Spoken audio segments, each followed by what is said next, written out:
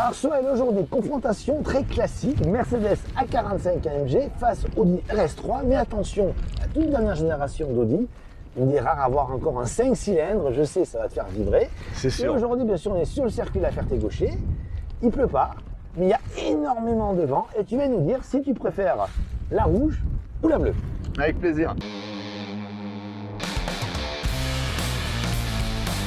Les Mercedes Classe A et Audi A3 sont de vieilles ennemies qui rivalisent depuis de nombreuses années sur le segment des berlines compactes premium. Cette opposition est aussi d'actualité pour leur déclinaison sportive. Aujourd'hui, nouvel épisode avec l'arrivée d'une nouvelle génération de RS3 qui va donc trouver sur son chemin la Mercedes A45 AMG. Sur le plan mécanique, chaque constructeur a opté pour des options techniques bien différentes. Audi a choisi d'installer un 5 cylindres, une motorisation très rare et qui fait ici ses adieux. Elle développe 400 chevaux et un couple de 500 Nm qui sont distribués aux 4 roues puisqu'il s'agit bien évidemment d'une transmission intégrale.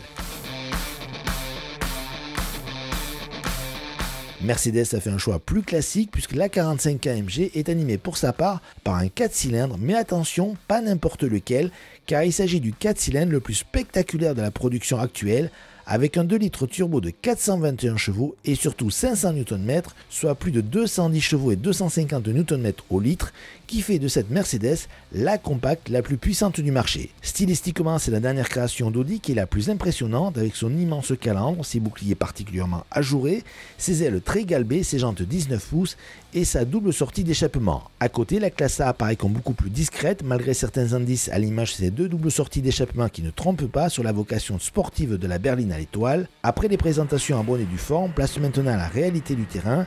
Quelle est celle qui va avoir les faveurs de notre pilote Sohail Ayri? Réponse sur notre essai sur le circuit La Ferté-Gaucher. Bon, c'est chaud parce que la caisse géniale. Vraiment déjà un vélo à conduire. Bon, c'est chaud parce que là c'est entre sec et mouillé. Et là justement je suis rentré dans une partie où c'était tout mouillé. En rentrant on va prendre trop vite. Et bon, je l'ai mis en travers, ça s'est arrêté nickel. C'était facile à conduire comme si je l'avais conduit tout le temps, quoi. Donc ça déjà, ça dénote d'une voiture équilibrée. Bah, déjà il y a un train avant qui est génial, les freins sont top, ça pousse. J'adore le bruit du moteur. On rentre sur les freins, elle vient, mais sans trop venir, je veux dire, c'est progressif.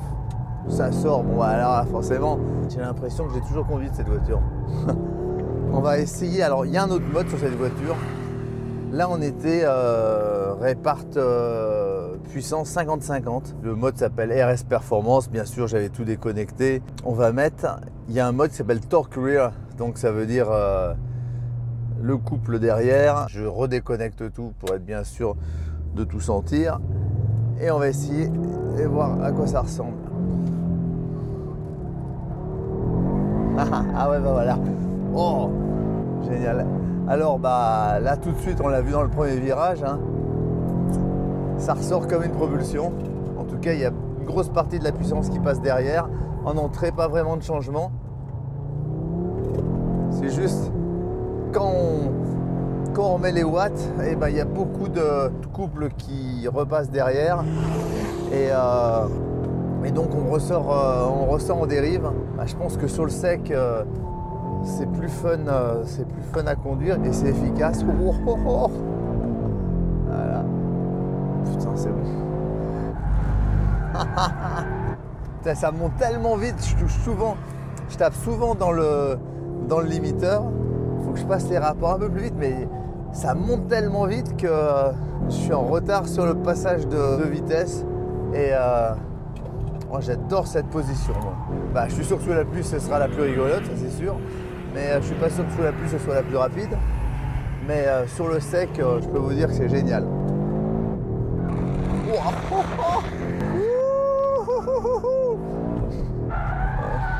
C'est un peu chaud quand même.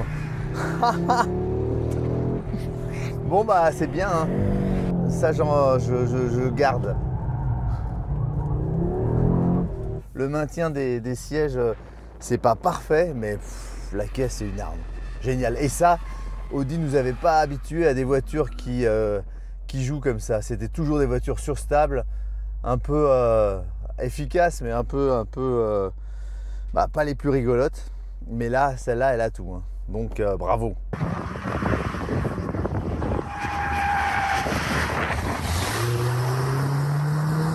Le bruit est génial. Bah, c'est efficace. Hein. Ah, pédale un peu longue, bah, ça s'ouvre un peu. Bah, c'est pas mal. Hein. Bon, sur les freins, on a un peu du mal à la faire tourner. Mais c'est vraiment tout à fait acceptable, c'est stable. Hein. C'est vraiment une bonne auto, c'est pas hyper joueur. On aurait envie d'une voiture un peu plus, avec un peu plus de train avant. Là, j'ai du mal à la faire tourner, je sourire un peu.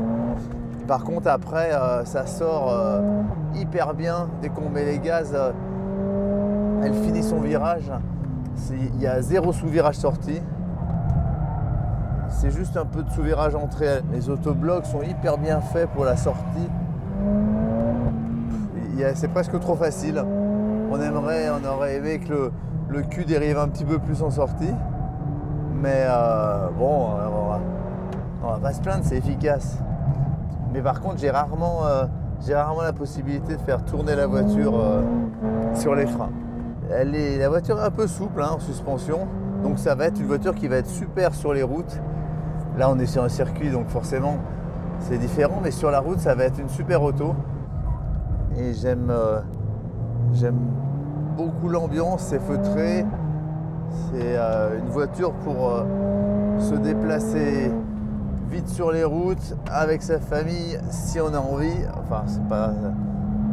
Bien sûr, c'est pas conseillé hein, d'aller vite avec sa famille. Mais bon, et en tout cas, c'est génial.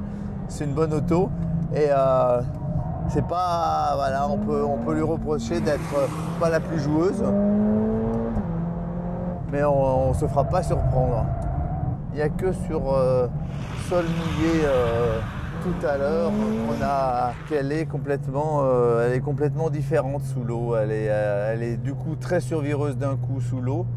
Et en sortie de virage, plutôt que finir son virage comme elle le fait sur le sec, sous l'eau, elle a plutôt tendance à sous-virer un poil en sortie. Mais là, vraiment sur le sec, moi je suis emballé, c'est une bonne auto. C'est pas la plus fun, mais c'est efficace et que demander de plus. À part un peu de fun peut-être. Hein. Le bruit est génial. Alors le seul truc qui me déroute un peu, bon la pédale est un peu longue, c'est que on a énormément de bruit. Enfin en tout cas on entend bien le moteur en sortie, comme s'il y avait une valve à l'échappement qui s'ouvrait en sortie. Et quand on rentre les rapports, on a du mal à les entendre parce que la valve doit être fermée et le moteur ne fait plus de bruit.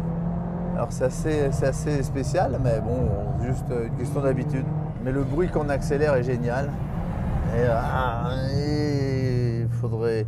Le seul petit défaut, on aimerait un train avant un peu plus efficace sur le sec, alors qu'on a vu tout à l'heure... Sous la pluie, c'est l'inverse. Sous la pluie, l'arrière engage énormément, presque trop. Et en sortie, l'inverse du sec, en sortie, on a tendance à sortir en léger sous-virage, alors que sur le sec, elle a tendance en sortie à finir son virage complètement sur les gaz. Bon, des tempéraments complètement opposés sur le sec et sous la pluie, mais une auto qui est efficace et dans laquelle on se sent super bien aussi. Voilà, bravo Mercedes.